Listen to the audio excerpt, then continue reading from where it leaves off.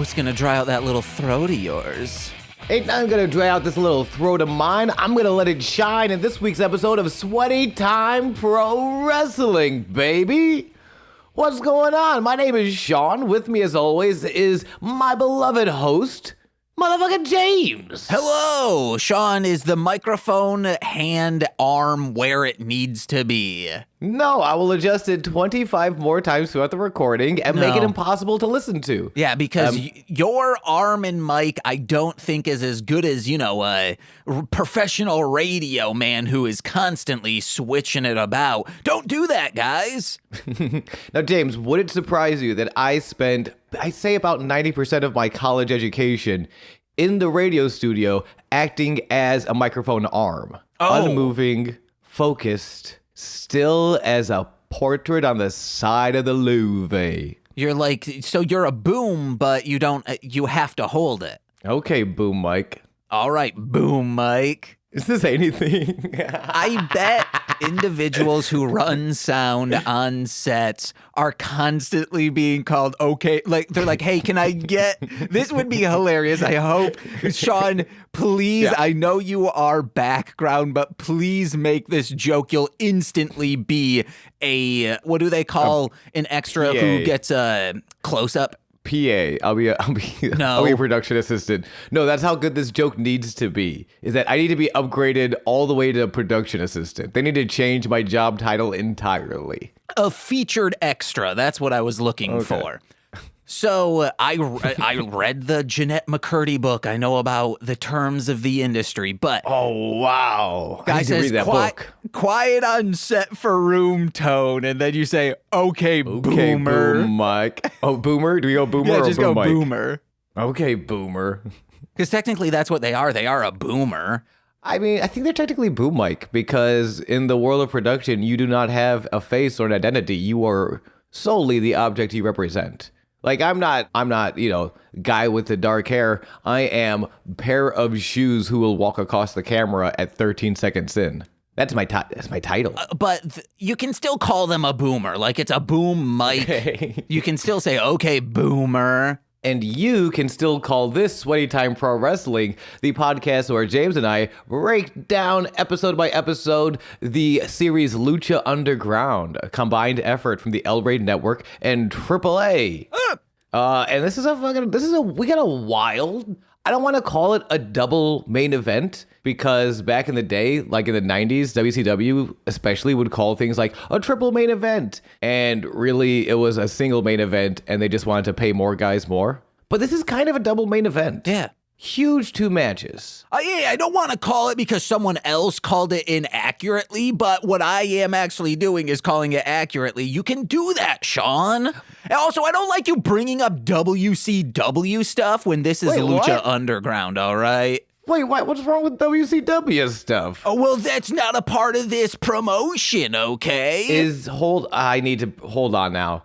Now, unbeknownst to you, our dear listeners, James has started watching episodes of Young Rock. I'm 3 seasons in. The NBC docuseries about Dwayne "The Rock" Johnson, whose career mostly took place in the bitter war of the Monday Night Wars. James, are you just all in on a WWF guy now? WCW, get that trash out of here? Is that what's going on? Yeah, that's what's happening. WCW, you want to know what that means? I do want to know what that means. Weakest catheter having wrestlers, all right?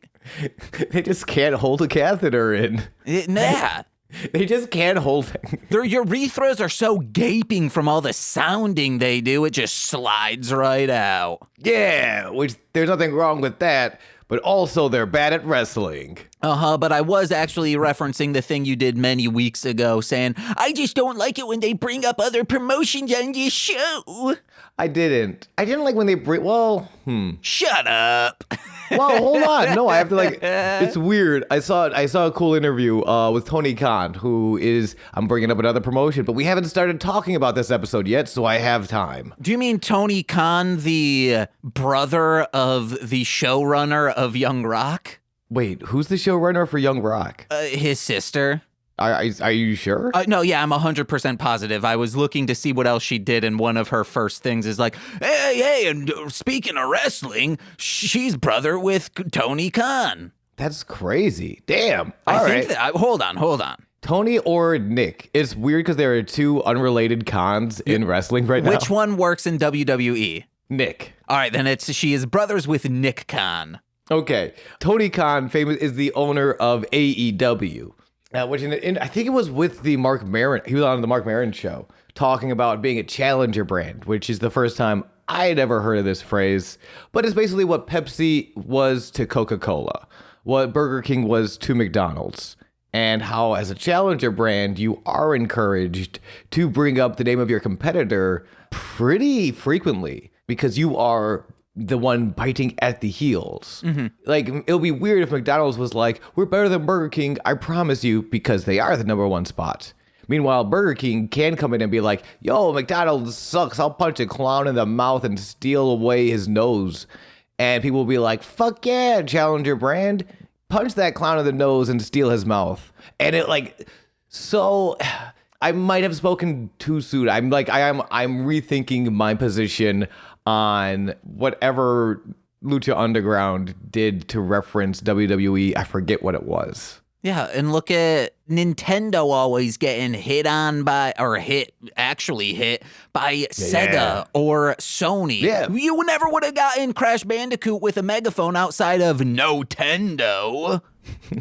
Which is so funny that, I don't know, even bringing it back to wrestling, that ad reminds me of when D-Generation X tried to invade WCW. And wait a minute, D-Generation X is the WWE brand. Is WCW the number one, James? Also, The Rock? I'm sorry, it looks like old Goose is a WCW head now. They're the number one? D-Generation X has to knock on their door with their little tank, but it's really just a tiny Jeep that they call a tank? Fuck WWE. Nah. WCW for life. Nah, I'm all on the real cons, all right? Nick and Nanachka Khan. Oh, yeah, no, they're pretty cool. I love the way they brought Vince McMahon back into... I made myself sad. No, because of WWE working with NBC for this show, generally pleasant light is shined on WWE for the most part. But I do like how they are just making Vince McMahon, at least in season 3. I don't know if this would have been before or after all the NDA stuff came out. Mm-hmm. They're kind of just making him a figurehead who talks very little right now. Of just truly, they're at a little monitor, and Pat Anderson, is that his name? Pat Patterson? Patterson. He's like, what do we do? And all Vince McMahon says, switch him to the main event. And that's it. That's his only line so far? Oh, no. I mean, right now, he's doing very little. Yeah, interesting. Okay. Well, we'll see. It's, even if he doesn't come back in the show, he was recently spotted, I think, this last Monday, he was backstage at Monday Night Raw. All the news stories assure us that he was just there to see his best friend John Cena. Ooh. So he could say, hey, John, it's good to see you again. I'm sure I am a big fan of you. Can you sign this NDA so that you can't tell anyone I was hanging out backstage at Raw? And John's like, no, I can't keep signing these NDAs, Vince. Ah, jeez. He walks up all barrel chest and says, what up, my friend? I wasn't sure if you saw that clip. Of course Vince I have. McMahon saying the N-word to famous white Bostonian John Cena. I hate wrestling sometimes. Yeah, you love it, dude. You want to suckle I at the do. teat of Vince McMahon and every other elitist who runs it. Not so much, but I will suckle at the teat of bounty hunter Brian Keith forcing the king of wreck shit mountain Ratty Daddy to earn his kiss on Thursday night over at Freelance Wrestling in Chicago. I'll suckle at that teat all day. Get these fuckers on our show. Okay, working on it. All right. But first, let's recap a little bit of what's happening, what's going on this week. Another episode of really wrestling. No real back. Yeah, I think 1 or 2 backstage segments. That's about it. Well, yeah, because in storyline, we have crescendoed into, it's like the guts. You gotta have them. Yes. You hear about the story in the beginning. Crag. Yes. Oh, well, hold on. Okay, I'm sorry. I got excited for the aggro crag at the scoreboard with Mo. So we start getting the story of all these three competitors up front, but by the time you're crescendoing the aggro crag, that's the climax of the entire thing. We know the story. We know the rivalries. We don't need any more. What we're here is the climax of all these stories. Yeah. So we're pretty much here. I think I just find it odd in actual, like, going back in shows. I feel like this is the second or third heavily wrestling featured episode, as opposed to, like, you know, featuring a lot of backstage segments and a lot of like I still need to know what's going on with Black Lotus. It's been like how many weeks since we've seen Black Lotus? We'll figure it out. All right then. I saw Danny Tamberelli in the crowd, and he was waiting to get slimed on and shatter a child's dream of going to a dude ranch. Wait, hold on. Two things. Dude Ranch? And did you actually see Danny Tamberelli? Because I missed that. No. You said figure it out, so I was going to say, like, he's here to figure it out. See, now, if you had said Suzanne Sunders, I would not have known because that is not her name. But if you said Suzanne Summers, I would have known. I'm in a sunder over. Also, it's not Suzanne Summers. It's, man, I know this fucker. Like, I watch this show so often, you fucked me up. Suanne Summers? Hold on, you piece of shit. You broke me. I didn't do anything. I came on here to talk about Sunders Suzanne, and everyone yelled at me. Damn Olympian, Sean. I forgot that's true for Summer Sanders. That's why we were messing it up. Oh shit, that's true. I was surprisingly close with Sunders Summers.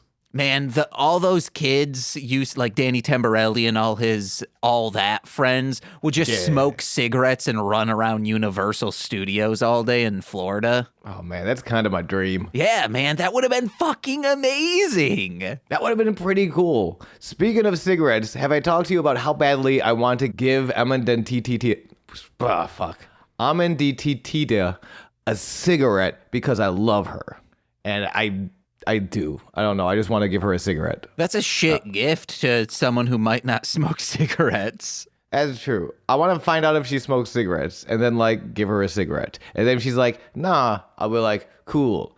Here's a Game Boy copy of the Tom and Jerry game. It's like the Tom and Jerry movie, but the game. Hell yeah. Yeah. That premiered in Germany. Did you know that? I did not know that. Did you know that I don't think that movie is very good, but I loved it when I was a kid? I haven't seen it. Oh, you've never... Wait, not the newest one. Yeah. Not the live action one. The old animated one. Yeah, the one that premiered in, I believe, Germany. It was a huge chapter within the Barbera autobiography. I buy that. I mean, I feel like it definitely like resurged interest in Tom and Jerry for a minute. I buy that. You want to know why? Shouts out Germany. Why? They did this because... Oh, why, James? Why?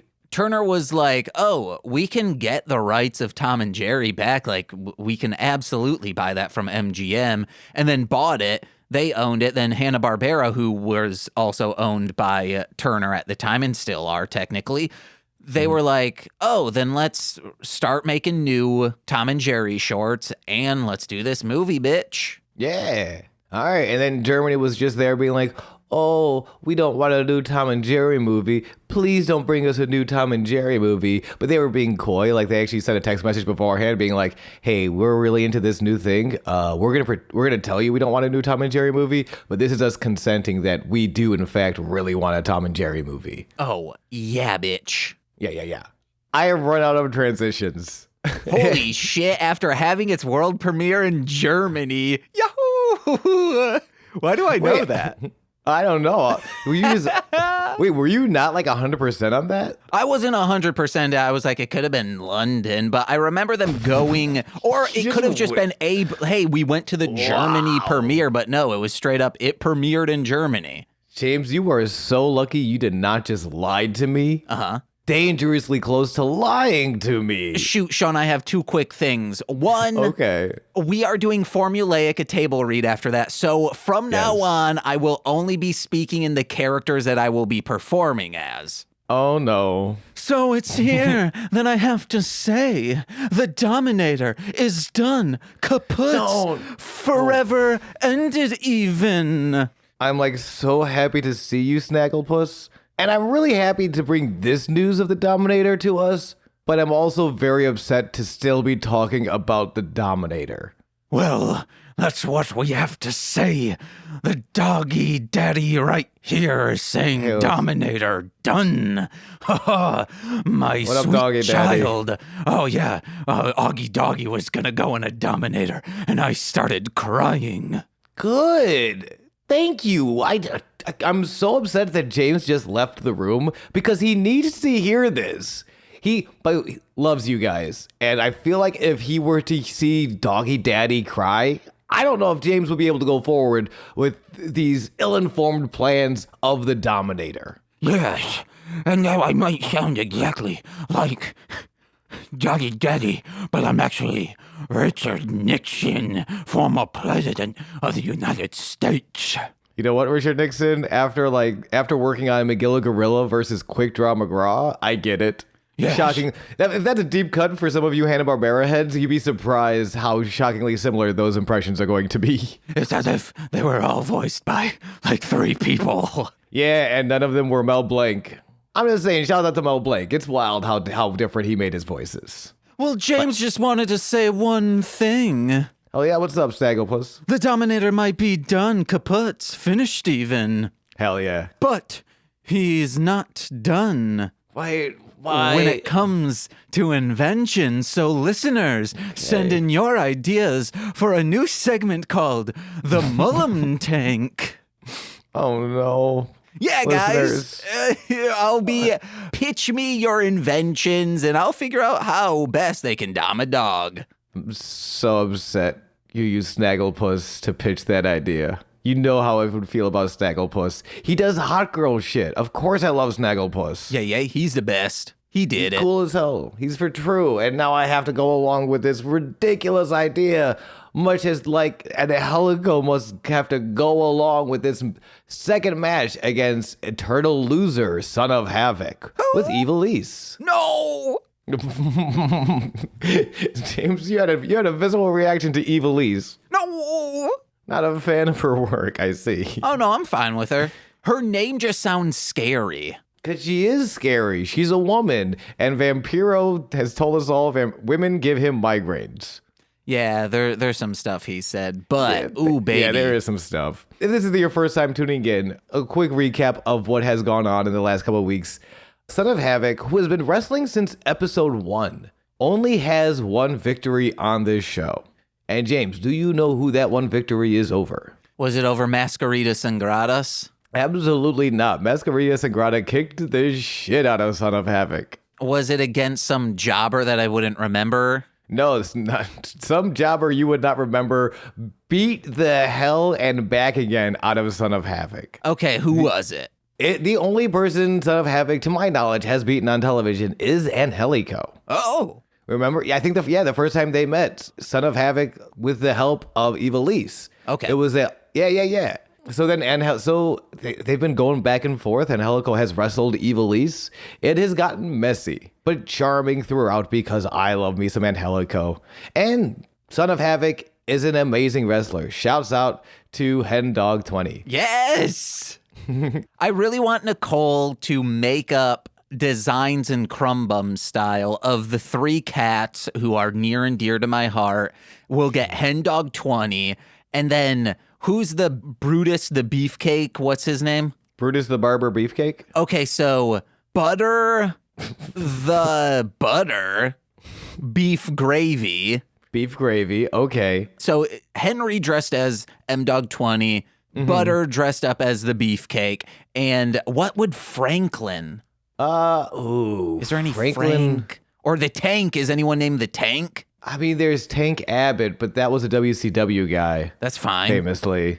Wait, why doesn't that matter? Also, I think he actually, because you hate WCW and love the Young Rock. I don't care. What about Dwayne the Frank Johnson? Dwayne the Frank, what?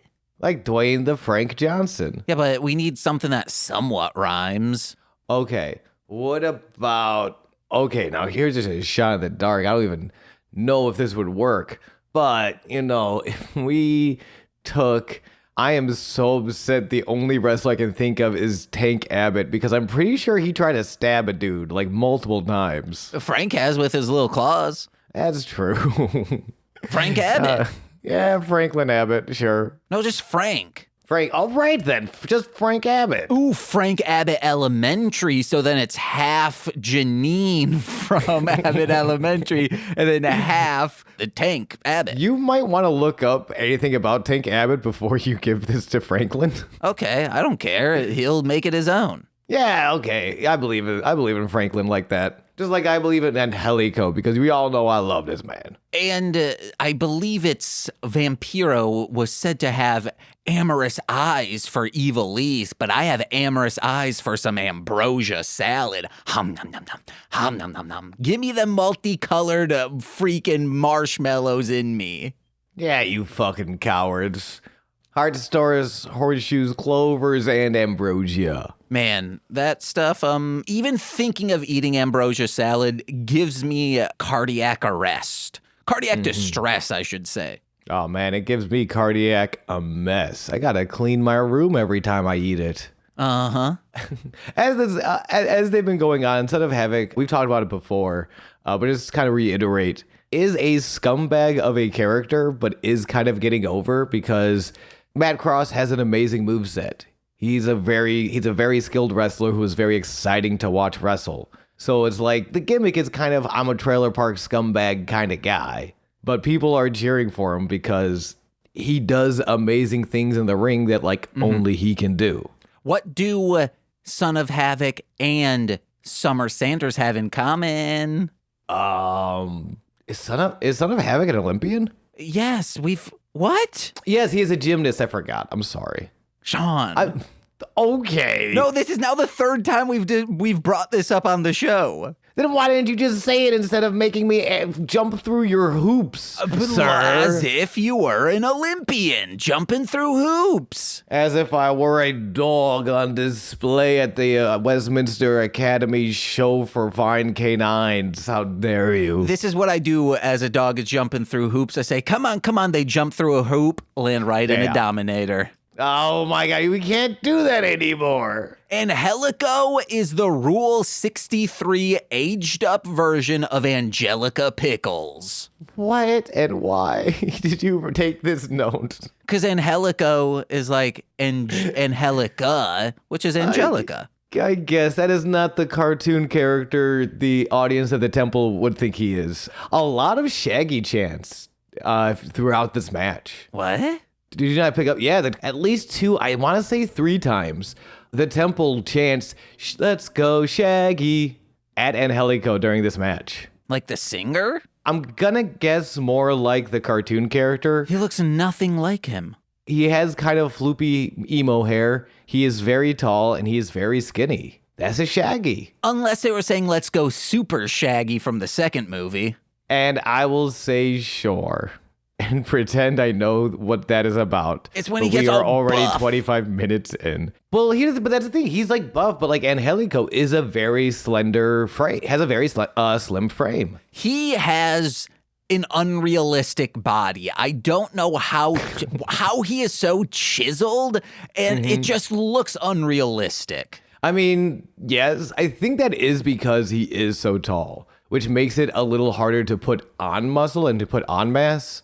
So he just kind of focused on chiseling it down. Then how come I'm a short king and I don't get mass real easy? Because you're too focused on your coom gutters. Yeah, and they're popping, bitch. Let him know. This is really just a match of like, go out there and make beautiful art with your bodies. I feel like all of them are in a kind of odd place because we talked about how Son of Havoc was, getting more over or like babyface popular just based on his exciting moves. But as him and Evilise come to the ring, Evilise is getting chanted. People are going, Evilise, Evilise. So it's such an odd place where Angelico is still getting babyface chants, like they're not turning against him. For the past couple weeks, people have been coming around on Son of Havoc. And at least in the beginning of this match, they were coming around to Ivelisse. It's so interesting, these three. I think, and I'm so curious how much of it is organic and how much of it is studio TV magic. Oh, I think all of this is organic. It feels pretty organic. There's something so odd. We've talked about this before with Matt Cross, Son of Havoc, of just like being a bad guy, but having a really exciting set of moves where it's like, even if it's like a cartoon, like a Saturday morning cartoon, where maybe like, oh man, yeah, Rocksteady's supposed to be a bad guy. But if you just saw his toy in the aisle and you're like, yo, Rocksteady looks awesome. He's my favorite. Like sometimes that happens. That can happen with wrestlers. But as I've seen from trying to find out when this was filmed, how many they did in a day, the Reddit for this was like, hey, make sure you get your tickets before they're all reserved. It is wrestling fans coming in, which we can see. You really think they're just finding, like on Conan, like, hey, neckbeards, come. No, you wouldn't just random tourists aren't being selected and it's like, oh, wow, they're all neckbeards. Yeah. No, this is, I don't wonder at what point it was, because even like even in dialed in wrestling fans would have heard like, hey, this is not just Robert Rodriguez doing a Vanities wrestling project. This is connected to AAA. There's going to be some legitimacy and some star power involved in this. But like, yeah, and it shows. It's a really good wrestling show. This match is awesome. I loved this match, man. I bet for the first 3 episodes, it was as many people as they could find and friends and family. That was it. But then once you say like, hey, AAA is doing this thing in America, all you have to do is tweet that out from their account and all the wrestling fans are going to be like, oh, hell yeah, I need to see this. All I had to hear was, hey, they're using John Hennigan, a.k.a. Johnny Lucha, a.k.a. Johnny Down Under, because he does call himself Johnny Down Under when he wrestles in Australia. John Morrison. As soon as you tell me, hey, they're using this guy and they're using him pretty well, I'm there. I'm like, fucking A. As soon as you tell me we got a guy who licks a rock and he loves the rock, but also it's not the rock, it's like an actual rock, but also his girlfriend is going to betray him to go marry a cat, but also he's dead, I'm there. That's all you have to tell me. Yeah, simple as that. There's a part where Vampiro, because Ivelisse is screaming and throughout the match is saying, oh, giving me a migraine. Oh, her voice is so grating. He says, imagine going to dinner at her place with her mom, her aunt, her sister. Ugh. But I really wish he would have said just, there's a little beat after, and her sister. That's all I want. I'm so lonely. I just want to be invited to dinner, please. I don't know how to cook. No, Vampiro is an island. Every time I meet interesting women, they turn out to be alien zombies, mannequins who want me for my bod and not my mind. We are referencing his movie. That is a deep cut, if you will. And a spoiler for that movie. I don't know if you're going to watch it. I'm sorry, beautiful listeners. I don't know you were going to watch it. But the match is fire. I know at one point Vampiro also says, I'm becoming a fan again, which I think is like the 3rd time he said it in this series. But you know what? I get it. This match is very exciting. It's a lot of huge moves, huge kicks, insane flips, and insane speed from both men. I want to get to just kind of like the ending sequence here. At some point, Son of Havoc is wrestling Angelico, finally gets Angelico to the mat, and Ivelisse has been talking throughout, just like, you should do better. Stop sucking. Whatever you're doing, do it a good job. And she grabs him by the beard and drags Son of Havoc to the apron to yell at him more, which, hey, guess who found out a new fetish this week? That's awesome. I don't know why that's so sexy. Vampiro did. That's true. Me and Vampiro, we're in the same boat. We hate women. We love being grabbed by our beards and told we're doing a bad job. But Ivelisse like grabs Son of Havoc, pulls him by the beard to the apron, tells him he's doing a bad job, and it's barely picked up on mic. But you hear Son of Havoc just say, "You're trying to help me? I don't need your help," before pushing Ivelisse out of the way to Inzaguri a running Angelico. Like a spot that normally Son of Havoc would have fallen for. He would have been listening to his girlfriend, and then Angelico runs him over. He caught it this time. Springboard double stomp. Eventually, Angelico tries to cut Son of Havoc off from the top rope. Instead, Son of Havoc like reverse suplexes him nuts first onto the ropes. Like, this is a different Son of Havoc. Yeah. This is a guy who's paying attention to the match, who's not letting himself get distracted, who's not doing something stupid like, I don't know, calling for a microphone mid-match. Until he calls for a microphone mid-match. This dude sounds like he is in witness protection. Are they modulating his voice on the mic? No, dude, wrestling's a dirty business. He might be in witness protection. Because he just sounds like, hey guys, I'm talking like this.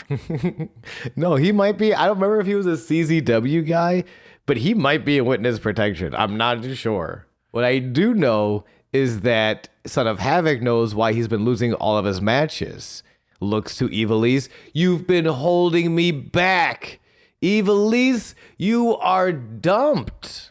He gives Ivelisse the international fuck you before hitting the shooting star press for 3 at 6 minutes and 40 seconds. Son of Havoc has beaten Angelico, and I've wept. But it was a very good match. And then post-match, Ivelisse gets the you fucked up chance while Son of Havoc blows her a kiss goodbye and he's embracing the crowd. They love this guy. They love this Havoc son thereof. And then Ivelisse, however, does not. She is left in the ring with a grinning Angelico who would still smash. However, Ivelisse crescent kicks him in the head instead. Oh, yeah. I like this match. Very good. Yeah, and I like this idea of flipping Son of Havoc into a little bit more of a babyface. He's becoming more tolerant, guys. He's becoming more tolerant. I forgot that was his original gimmick. Oh, wait a minute. That was his first gimmick. He did not like women or masked or, yeah. But he's becoming more tolerant, maybe. I don't know. We actually haven't seen any evidence of him becoming more tolerant. Just of, I don't know, not respecting his girlfriend anymore. Actually, I don't know how I feel about this Son of Havoc guy. You know what?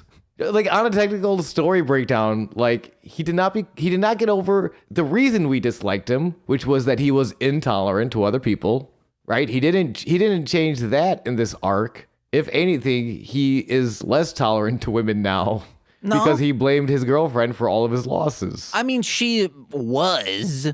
Was she, though? Yeah, she kept distracting him, and he's like, what? And then donk right on the head. He done for. That's fair. See, a guy like me I think the plan is for her to distract the opponent, not you. So, like, part of me is like, well, like, if I was Ivelisse, it's like, yeah, I'm supposed to be distracting. That's my job. Just you don't get distracted by me because you know what's coming.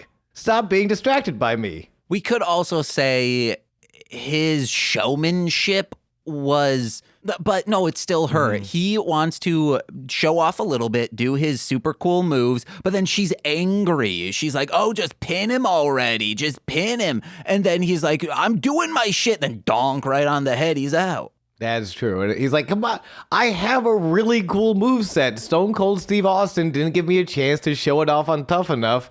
But I do absolutely like revolutionary moves that will change this business forever. He says they do. I'm a junior gold medalist, okay? He's a junior gold medalist, and he finally has 2 wins on Lucha Underground. And we cut to Dario's office. Speaking of losers, or the opposite of winners. Wow. Wait, what? Of course, Dario has a sickly handshake. Well, you know what? Maybe it's just because he's saving all that energy to masturbate? I don't know. How's cocaine from his fingertip to his nose? Probably that. Yeah. Do the old boop. But he has signed someone to his roster, someone who won't be held back by some tag team because it is the former tag team champion, member of LAX, possibly the only guy who might not hate Chavo in the locker room is Hernandez, baby. No idea who this is. I talked about him before when he showed up on a Dark episode. Hernandez, longtime guy, ROH, like one of those early 2000s guys that might have benefited for if there were more than just the WWE on major television, but it still did a lot, was a huge force in TNA. LAX, which featured Hernandez, Homicide, the first ROH champion, as well as our beloved Conan, the chess-playing, cane-wielding maniac himself, were like, I feel like a very stable tag team or stable to start programs with in TNA at the time.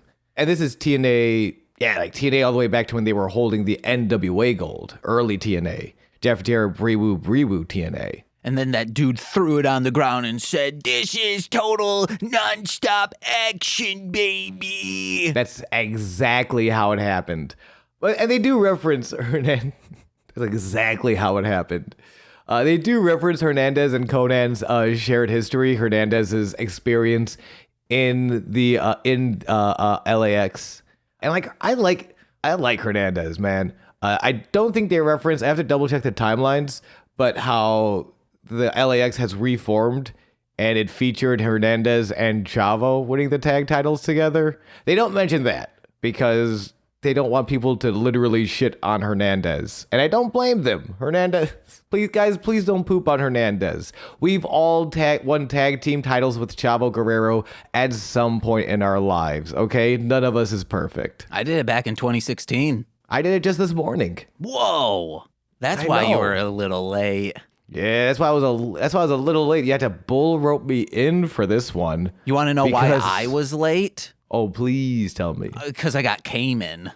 I had a transition. Like, you know, heard my the period transition. is late. Yeah, no, you heard how. I tell me it started was a good saying that transition. as you were saying the transition, so both of us, it overlapped. Okay, well, you know what that means, though?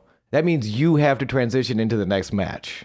Transition into the next match? Transition into the next match. Okay, well, give me something. Hey, guys, you want to know what? When I got Cayman... Yeah, that's your transition point, Cayman. Yes. When I got Cayman, I had just this rope of anal beads inside of me. And it was as if, I was tied to my partner. And if one of us got a little too far out, it'd tug on the other, just like a bullwhip match. Yep, the bull rope match for the AAA Mega Championship is up next. Tejano versus Alberto El Patron. I could have actually transitioned this better with just one of my notes, which is on one of the final episodes of Five Man, they did a chain death match between Chevrolet and Five Red. He ties a chain to Five Red and says, "This won't go off until one of us dies," and they start having an awesome-ass sword fight. That sounds amazing. It was dope. Also, Sean, there is a pro wrestling episode of Spider-Man from Toei, the Japanese one, that you gotta guest on. Oh, okay, absolutely. There are two things I love. It is Spider-Man and pro wrestling. If there is one thing I do not love, it's probably Alberto El Patron. But he puts on a fine match here, I guess. Boo. I hated the end of this match. It was Suckfest General. I mean, I like the idea. I like the move they used. Something I'm noticing about, and I need to be a little more sharp of an eye because I don't know. Tell me if you've picked up on this or this is just me noticing something based on who Alberto turns out to be as a person. I feel like in all of his matches, he spends so little time under, as an underdog position. And maybe it's just because he's really only fought Tejano, and then he had that. I think he had a jobber match, but there is no like we talk about Phoenix and Mill, where even then Mill wasn't as much of a bad guy, but Phoenix was still such a good guy that you can spend a large amount of time of Phoenix kind of getting his ass kicked. Mm-hmm. We talk about the last Son of Havoc and Honeycomb match. Both guys, I feel spent a large amount of time kind of being under, where I don't know. I feel like Alberto, maybe by the second act, will spend some time getting kind of being under, but he doesn't spend a lot of time. It indicates to me, and I don't know if this is true or not, but someone who sort of politics their way to a powerful position. I'm probably I feel like you are the babyface champion and he's beloved. The crowd is so hot for Alberto. like that if he spent some time like at the top of the match, you know, kind of in an unfavorable position, I don't know. I'm just curious why he never takes any of that first act heat. And I could be very wrong. I could be seeing something that is not there. I could be maybe like he's still getting his reaction. So like maybe it's a very like American WWE influenced brain where you get a little bit of shine up top and then you get a lot of bit of heat, and that's like your first act. Is that like the babyface is under trying to fight his way back in? So like maybe that's just me kind of like applying that very WWE trained way of watching wrestling to Alberto. But it strikes me as odd that always, at least in the first acts of all of his matches, he's always very strong. He's always booked like this, like, of course I'm not going to lose. I'm Alberto El Patron, guys. I think it's more so, I think it's half and half throughout the entire match. But what is happening is that quick, abrupt, like, oh, he won. That's the biggest issue for me, at least. They're truly on the same exact playing field, then whoop, oh, nope, he won, just out of nowhere. Yeah, I don't know. It's cool when some finishers do that, but it was, I mean, and I think you had to, I don't know. It was weird to put both of these matches together on the same card now because this only got 8 minutes, 22 seconds. Mm-hmm. Like, they probably were specifically told you can't go over 10 or whatever. So it did feel like there should have been one more sort of moment in there. It was cool. Immediate Quiero chants for Tejano's entrance. They think it's an asshole, and I agree. Vampiro name drops Alberto's Olympic credentials, which he was chosen, but Mexico did not send a wrestling team that year, so he ended up not going to the Olympics. And his pride fighting credentials, which is that time that Mirko Cro Cop ended Alberto's entire career with like a single roundhouse less than 2 minutes into the fight. So maybe we don't mention his pride fighting credentials anymore. Shouts out to Cro Cop. But it's a bull rope match. Both men are tied by the wrist to a bull rope with the cowbell in the middle. Normally this match is, and they sort of reference it, that it's touch the four posts to win the match. I think there was some miscommunication because they mentioned that to win this match, you have to touch the four corners of the ring while tied to your opponent. And Striker even goes into detail. Well, the ring is 20 by 20, and the rope is only 18 feet. So I wonder if that's going to come into it. And then they cut to commercial, and they cut back, and he's like, and this is actually going to be a pinfall submission bull rope match. So let's see how that goes. See, I always took that as them just explaining how it usually is, but this is not that way. Based on them going away from commercial and then coming back and him clearing that up, that felt that a little bit of a jumbled message, I think.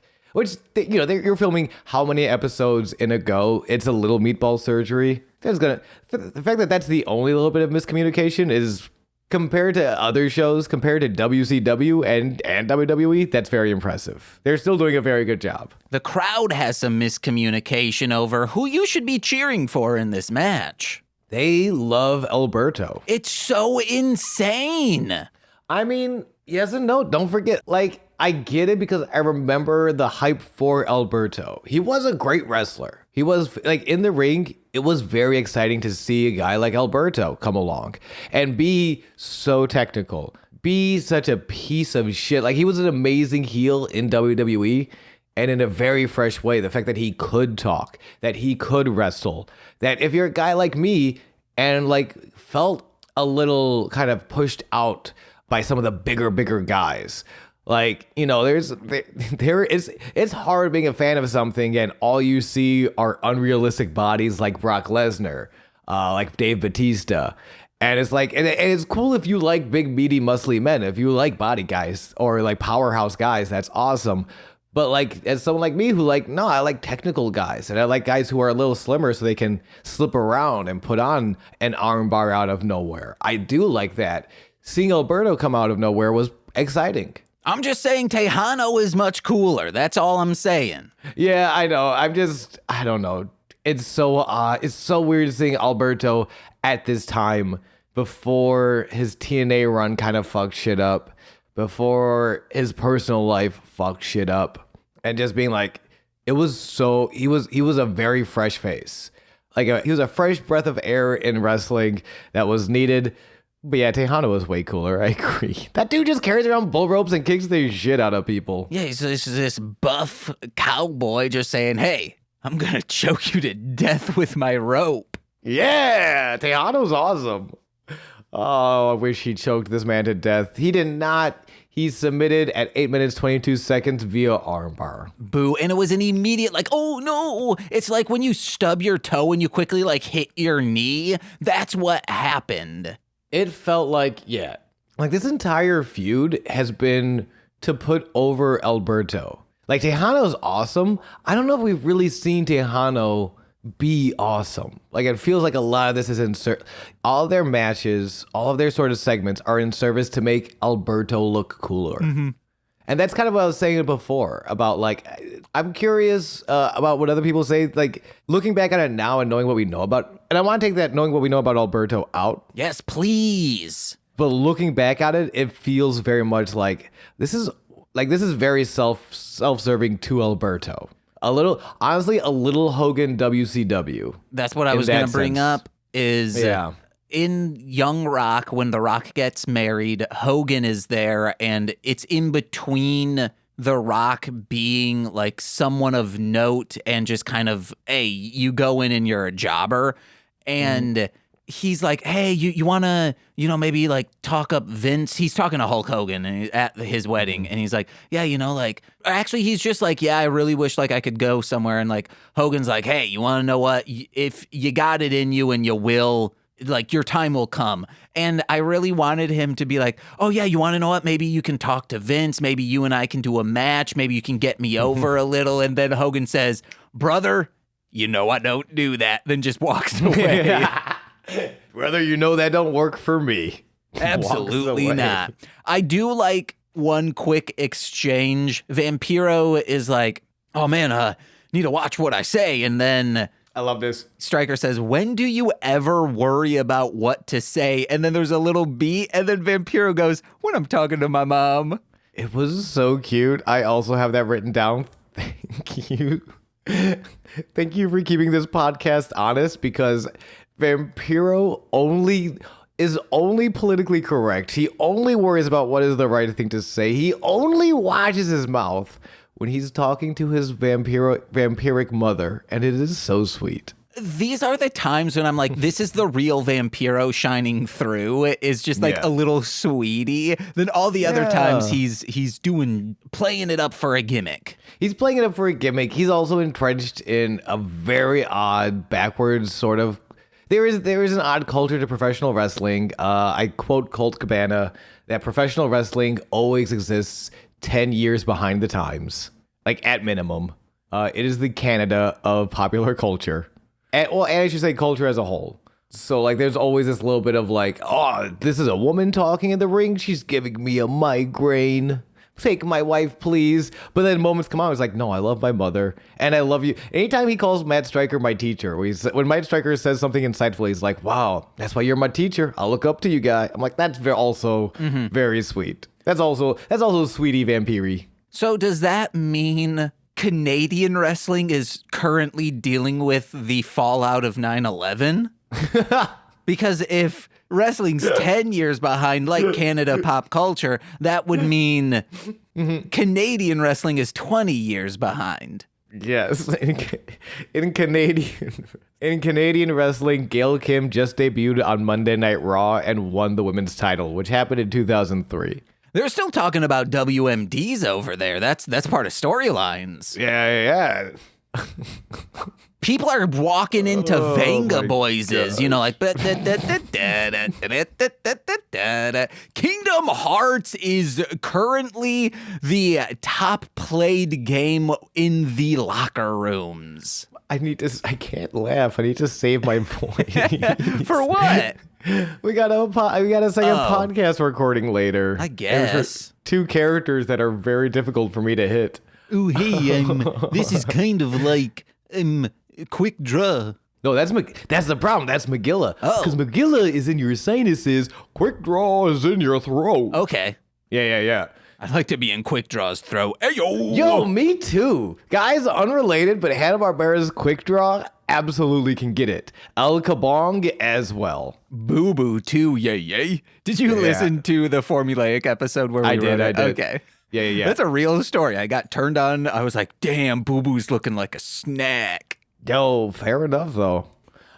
Real quick, an invention just to like make things pop literally. Put bang snappers, or what do we call these things? Snap pops, you know, those things you throw on the ground and they pop. I call them snappers. I feel like they have A bunch of names. They're colloquial. Yes. Yeah. Just line those on chairs when you hit someone with it and it goes pop.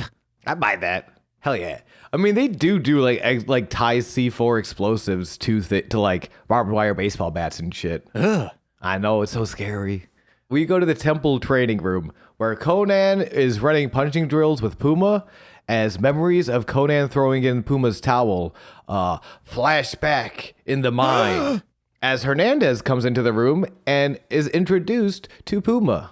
Hernandez says, "Hey, what's up? I'm a big fan of yours, big dog." Offers the fist bump. Puma reciprocates. Which we should say is a throwback to when Dario sickly tried to handshake this man. He just like fist bumps his like broken hand. It's very funny. Yeah, like it's so, and like another shout out to LAX, which stands for the Latin American Exchange.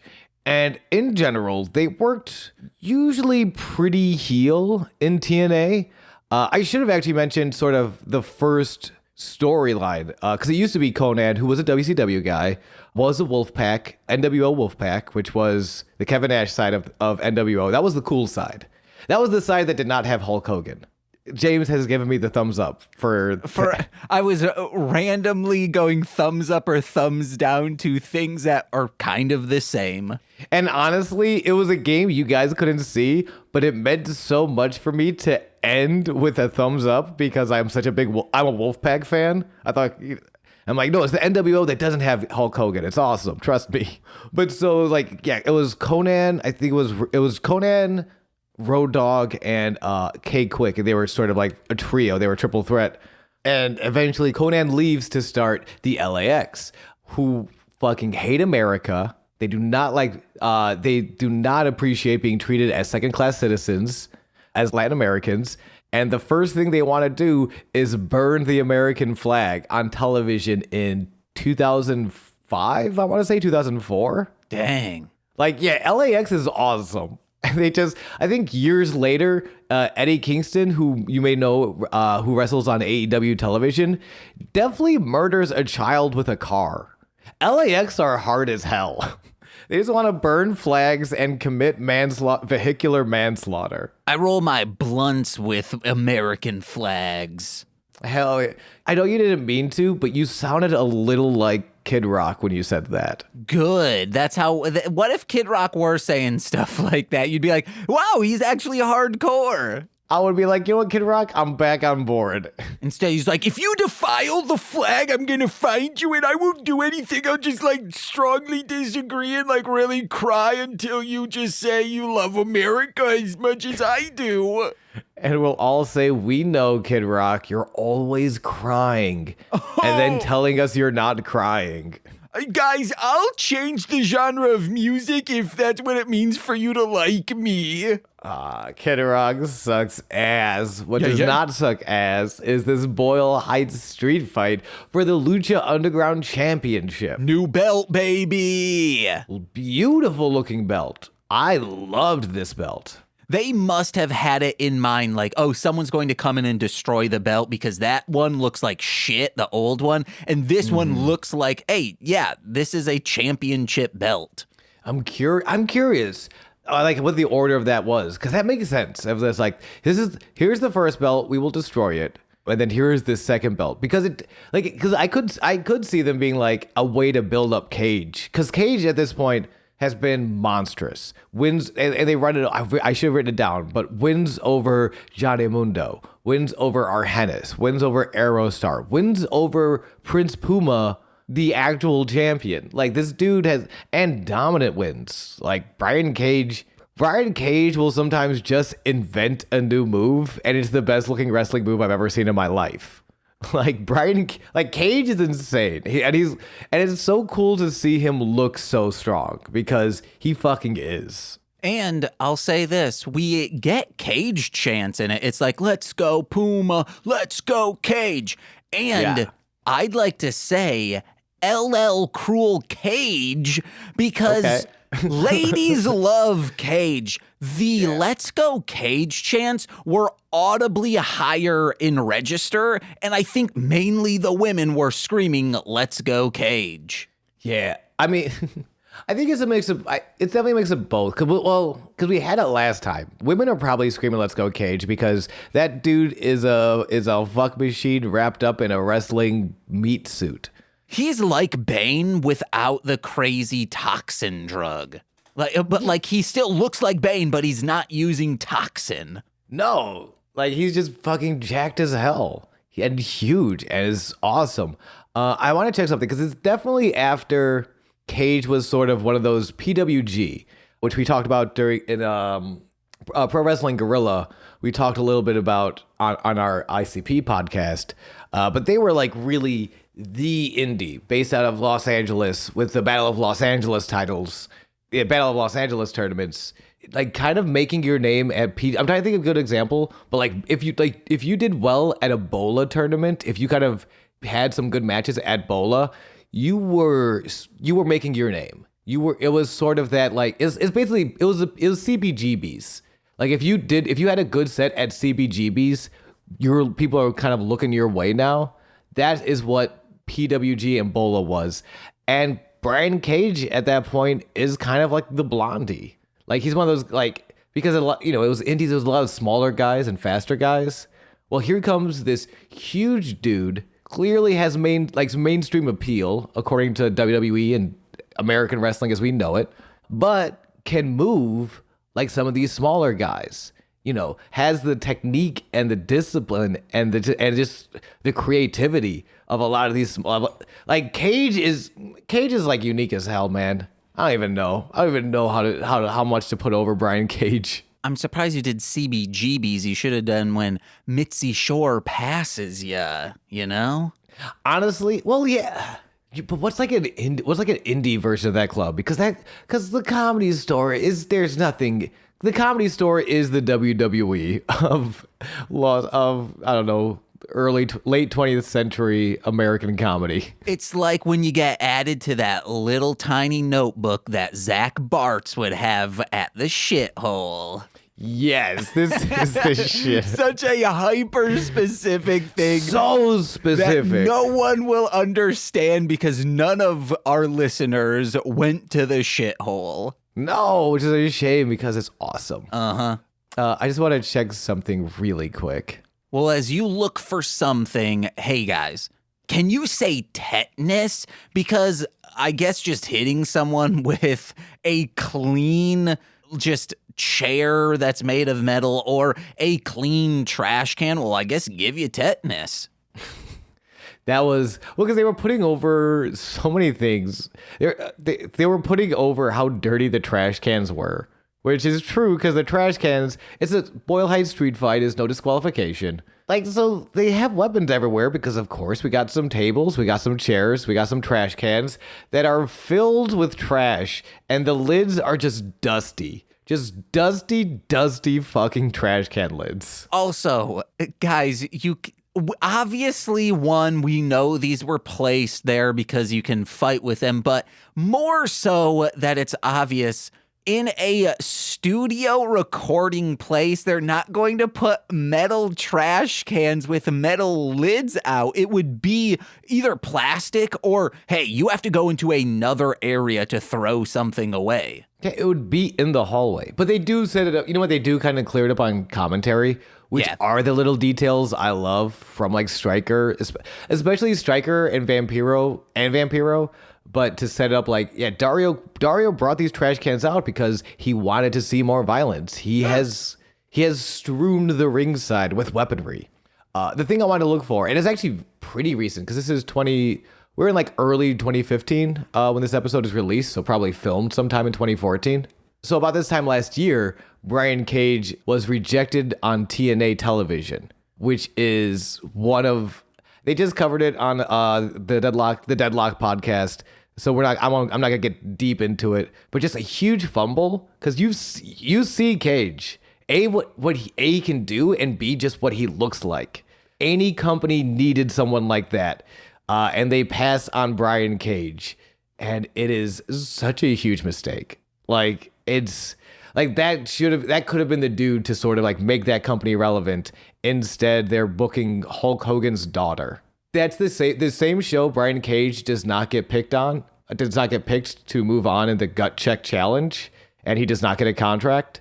That's the same episode Brooke Hogan is marrying Bubba Ray Dudley. Hell yeah, dude. TNA's in the toilet, dude. This episode was filmed January 25th, 2016. Oh my God. Wait, this is filmed in 2016? No, 2015. 2015. Oh, okay. The joke was it's released in 2015. How could it have been filmed? Yeah. Okay. So like a little over a year ago then at this point, and a little over a year later, he's having this brutal match with Puma. I think the first thing Cage does is that Paul London style, he clotheslines Puma off of the apron, who takes a full flip to the floor, and everyone's like, stop killing the beloved Prince man. Or I'll say the children are like, please stop killing our beloved Puma Prince. Because which is like, I do like the idea that like a good wrestling show has a little bit of everything. And I think you want that in your matchups too. Where like if you're like an old school big wrestling fan and you want to see some fucking big style violence and you want that like, yeah, big meaty man Brian Cage, we got you. But if you're also like, a 12-year-old kid who just like, I just want a superhero I can look up to because I haven't talked to my dad in like 9 years, you can look up to Prince Puma. And he'll be talking to you after talking to your mommy. Hell yeah, he's gonna fuck your mom and you're gonna say thank you, Prince. Uh-huh. I guess. As he says, sweet dreams, my sweet prince. Aw. 'Cause I'm now your king. We should also mention Hernandez is in the front row. Puma sort of fist bumps him on the way out. Hernandez is here to watch to see what this whole Lucha Underground is all about. There was a time when Puma was getting over and really taking Cage to task. And someone says, oh my God, Conan looks happy?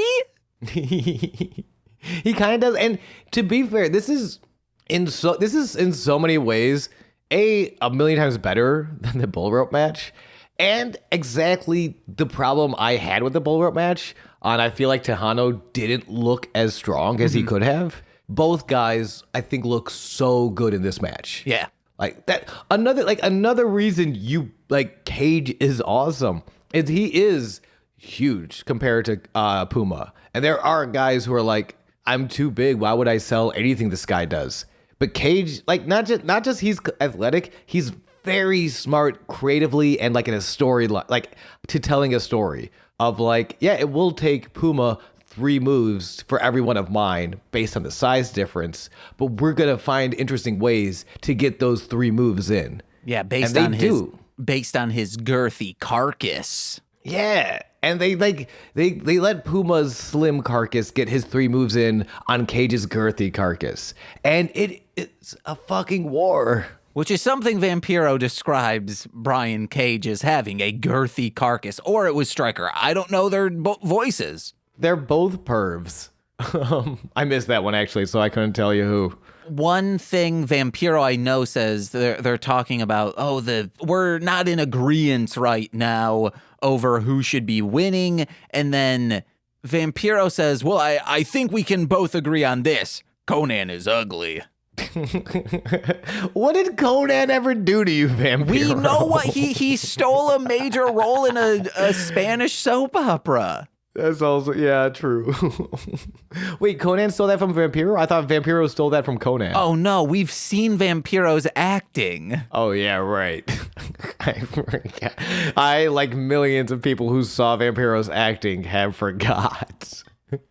Conan gets struck, and I'm like, he is dead. And then he is a phoenix because he rises from the ashes. So that was kind of scary. So like after, like similar story to we saw Phoenix and Mill, Cage has a huge advantage on the outside. Cage is he's just tossing Puma wherever he wants him to go. I got real scared when he tossed Conan into the barricade, which and like this moment of like, I beat the shit out of Puma. Hey Conan, fuck you, and he just starts throwing Conan into the barricade, and it looked like Conan did not see that coming. I don't know if Cage was doing something on the fly. It looked great, and like it made sense, or like if Conan forgot the spot, it was like, oh, that was scary, but it looked awesome, and everyone was safe.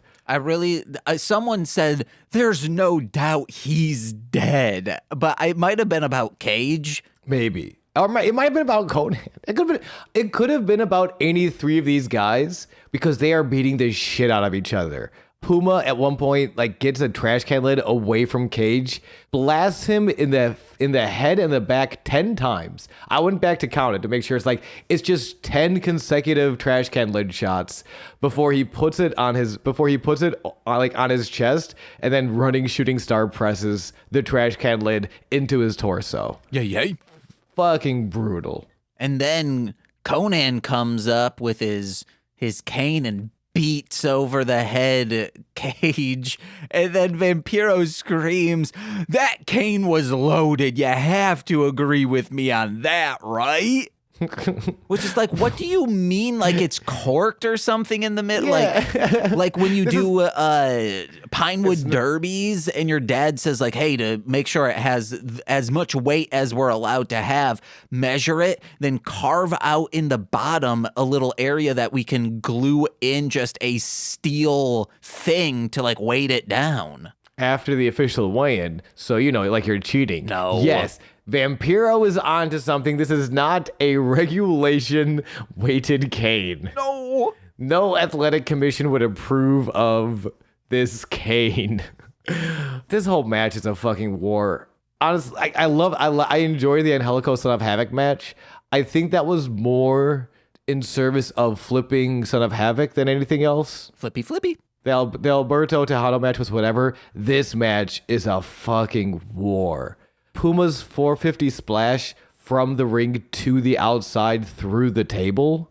Like, Jesus Christ. Oh, I did have one more note on, maybe I've said this before, but seeing wrestlers have to set up a table themselves reminds me a lot of hardcore gangster rappers who are clearly doing insanely technical and complex poetry stuff in their raps, and it's like, okay, you can't be that hard when I know you've taken poetry classes because you did like a string of alliteration and internal rhyme that is very advanced for someone to just come off the street and do. Yeah, I mean, it's a little bit of that. I mean, no, but how hard is it to set up a table? You don't need to take there's no table setting up class. No, but what I'm saying is you don't look as hard as you think you are when you're doing it, of like, yeah, I'm just fucking hardcore wrestler. Oh, let me put up this table. All right, let me push you through it.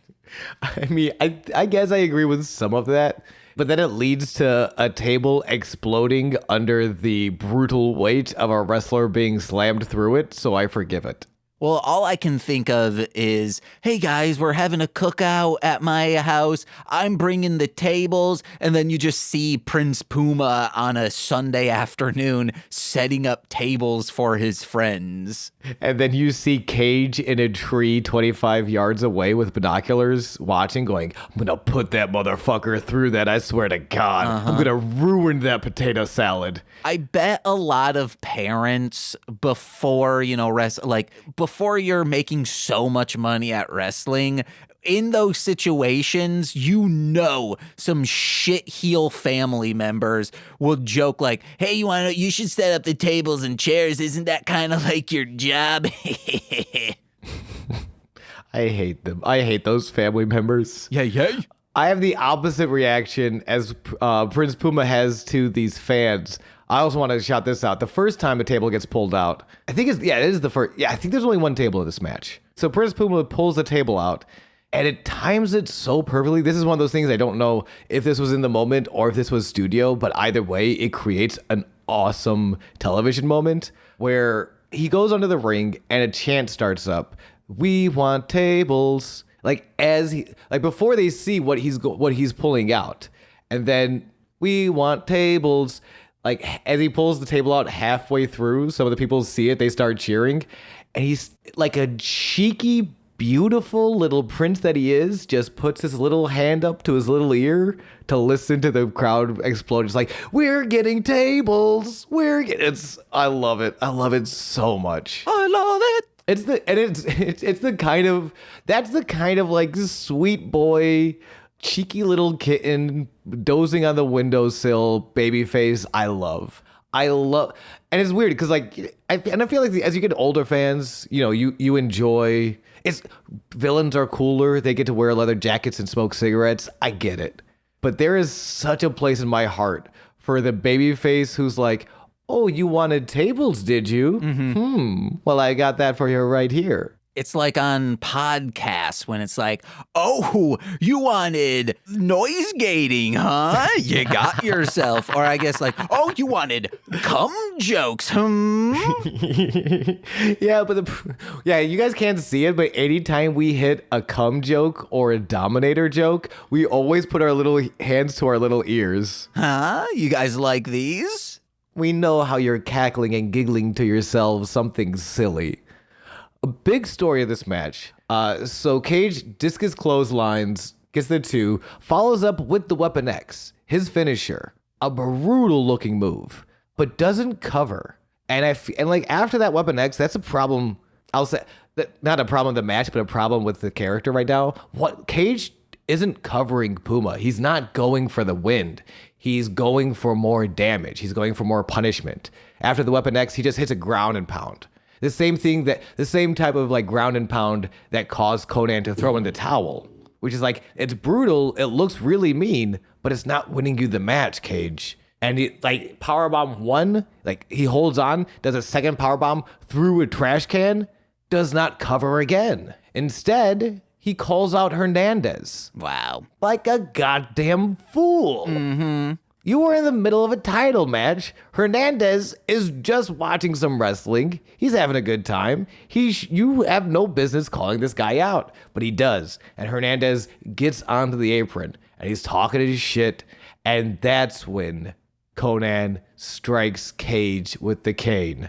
All legal in a Boyle Heights street fight. Vampiro calls him a dirty bastard. It's adorable. And a very like, that dirty bastard. ODB style. Love ODB. But I'm also both the rapper as well as the one dirty bitch from TNA. If you guys don't know who ODB is, man, look up some ODB stuff. I'm down both with the ODB. Rapper and the wrestler. Oh, hell yeah, me too. The wrestler, not the rapper. Yeah, I know. We've talked about ODB before. I like ODB, but yeah, all right. God, I got to finish this match. I can't get distracted by how awesome ODB is. I love ODB. Like Odie, Odie from Garfield? Yeah, and I'm calling you a B. No, I got that. Puma lands the 630 after the so it goes Hernandez distraction, cane shot, 630 splash for the win at 12 minutes and 13 seconds. Hernandez does throw in a second trash can, but like we're at the finish of the match. I think I think Hernandez just got caught up in the moment where he's like, yeah, he throws a trash can into the ring. He's like, no, I can't use that. I got to close the match. Mm-hmm. I got to put this machine man down or he will kill all of us. He should have scooped him into the trash. He wouldn't have fit, but at least get as much as you could into him. Yeah. Which might have just been one dealt. Yeah. But by hook or by crook or by cane in this case, Cage is put down. Our champion has retained, has finally dealt with this menace of a machine, and has a new belt to prove for it. Conan comes into the ring to present the new title to Puma. They hug, they raise hands. Hernandez thinks it's dope. Good night, everybody. I truly thought this was going to end with Conan betraying Puma. I did too. I thought that the week before, and then when I saw Hernandez be introduced tonight, I thought that's what they were doing. Mm-hmm, same. But you know what? I'm kind of glad they're not. Same. This was a really sweet, especially with everything else, and Helico instead of Havoc was awesome, but doesn't feel like a conclusion necessarily. It feels like a new chapter. Yeah. More than a conclusion. Alberto Tejano was what it was. Felt like it really never got out of second gear. This match, A, being as good as it is, and then B, having that like storybook finish, it feels resolved in a very satisfying way, and it just feels like fuck yeah, heroes. Fuck yeah, superheroes. Like, yeah, let's do it for the good. I loved this match. I loved it so much. Superheroes. And then the rest of that. Science fiction. Well, I don't know the rest of the song either. Okay, cool. And that was this week on that was Lucha Underground.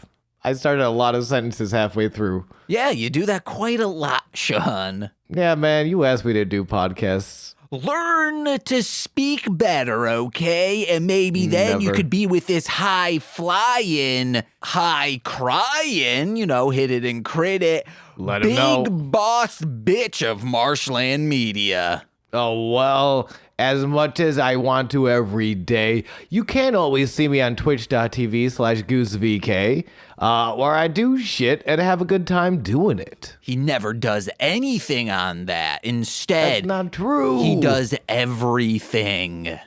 That is also true. You took me for a ride roller coaster style. Yeah, you jabroni. Hey, guys, Whoa. Head over to MLMpod.com to find out information about my other podcasts, such as The Height of Horror, Formulaic, Mostly Speakin' Sentai, Hit It and Crit It, and Sweet Child of Time. Then listen to my music under Marshland Monster. March 25th, Dragon Boy Suede and I have a new song coming out called Oddwalla. Check it. Then on April 7th, Crazy 8, The Snapcase, remixed some of my songs, and we're putting that out on an EP called Exhillion, so check it. And then later on in the April, probably another Dragon Boy Suede song, and we got it going on, fuckers. And then head over to patreon.com/MLMpod, where for $5 a month you get exclusive content on every single Friday. Oh baby, currently in March we are doing nothing but trauma movies for This Existed. All 5 March Fridays we're doing it. It's a good time, baby. Sean was supposed to be on the Father's Day episode. We were going to fool him into going on to another Astron 6 movie, which is the people who made Psycho Gorman, and we were just going to roast your ass for like an hour and a half, saying, oh, I bet you didn't like this movie because you suck. No, instead, I had to have a meeting with my landlord and figure out what we're doing with my housing situation. It's solved. I'm in a very good place. It was very not good for about a month and a half back there. So sorry you guys couldn't roast me. I was fighting homelessness, personal homelessness. You want to know what? Go watch Father's Day and just give us a 5-sentence review of it. Yeah, and then go to my, Twitter, @Sean Marciniak, and roast me about not enjoying Psycho Gorman enough. I don't know. Hey, and if you're a $10 patron, you get exclusive monthly content on the top of the weekly in the form of straight to Patreon. We just released our Rats episode. Man, that movie is great. Robbie from Hit It and Crit It was there. Nicole chose the movie. Same director, writer as Night of the Comet. So if you like that, you're probably going to like Rats with a Z. Ooh, baby, it's so good. And you get your name read on every single free feed podcast. So let's begin with those, starting with Alex Z, the Waz, Orion. No, wait, I'm so thrown off because I started with, we don't have time, Sean, unless you have a very funny interstitial. Go ahead, buddy. All right, Alex Z, the Waz, Steve F, Eric Berry of Ranger Command Power Hour, Orion, aka Defo, he's the rapper, D-FO, Jordan B, the Chaos Witch, Joshua, my Bickle, brother in common law, Steve Barnes, a sweet child of time, the womb in which I emerged, my mother, Lil Corey's BFF and roommate, Shane, that Fed, and twitch.tv/Core Winning. It's Corwin, who we're going to see in a few minutes. Yay. But it might be a few days from when you guys are listening to this. Oh, yeah, it'll be a full week. Yeah. But don't you worry about that, because my name is Sean. And I'm James. And I almost got my ass beat by a guy from South Africa. Another Vampiro line I almost forgot to mention in this episode. And this has been Sweaty Time Pro Wrestling. Bye, you beautiful listeners. I love you. I kiss you. I say goodbye. Bye-bye.